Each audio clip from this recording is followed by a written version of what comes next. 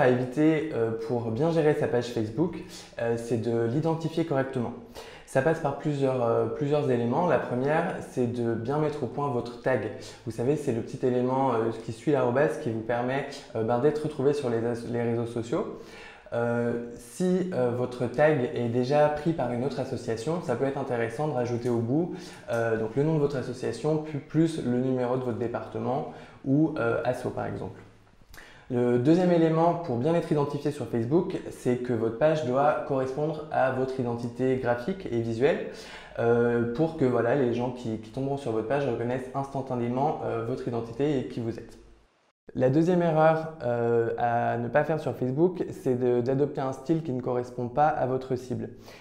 Par exemple, si vous avez d'habitude un ton plutôt moderne ou à l'inverse plutôt classique, si vous avez l'habitude d'avoir un ton assez décalé, il faut que cette identité transparaisse sur Facebook. L'important, c'est d'avoir un langage commun avec votre cible et donc du coup, de créer un lien de connivence comme ça en partageant des références communes.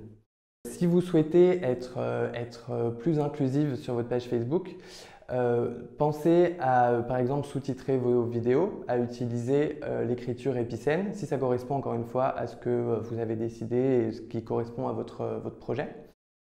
Pensez aussi à remplir la partie texte alternatif qui se situe autour de vos posts, qui permet aux personnes atteintes de déficience visuelle de pouvoir accéder au contenu de vos pages Facebook. Alors la troisième chose à faire, c'est de bien s'interroger sur la pertinence du contenu que vous partagez. Il faut bien se demander quel est l'intérêt de poster ce contenu. Est-ce que mon public trouvera un intérêt en lisant ce post?